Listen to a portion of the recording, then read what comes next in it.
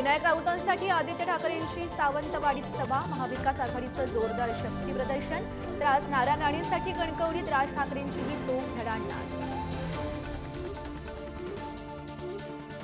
नाशिक लोकसभा मतदारसंघात मराठा विरुद्ध ओबीसी वादाला सुरुवात, ओबीसी जागा हो, पंचवटी परिसरात झळकले बॅनर्स, हेमंत गोडसेंच्या बॅनरवर भुजबळांचा फोटो नसल्यानं ओबीसी नाराज।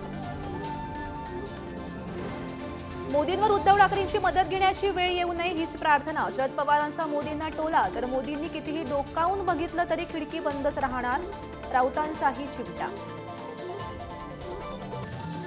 मनसे नेते अविनाश जाधव खंडणी आणि मारहाण प्रकरणात नवा ट्विस्ट, अविनाश जाधवांनी आरोप फेटाळल्यानंतर मारहाणीचं सीसीटीव्ही फुटेज समोर, सराफाच्या मुलाला अविनाश जाधव यांच्याकडून मारहाण।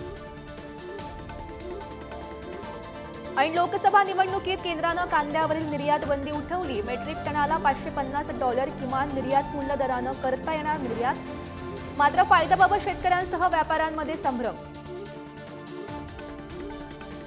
पोलीस शिपाई विशाल पवार मृत्यू प्रकरणाला वेगळं वळण, पटका गँगनं विषारी इंजेक्शन दिल्यामुळे मृत्यू न झाल्याची माहिती समोर, विशाल पवारनं दिलेला जबाब खोटा। देशभर गाजलेल्या रोहित वेमुला आत्महत्या प्रकरणाची फाईल बंद, यानंतर वेमुलाचे कुटुंबीय राहुल गांधी आणि तेलंगणाच्या मुख्यमंत्र्यांची घेणार भेट, तर प्रकाश आंबेडकरांची काँग्रेसवर टीका।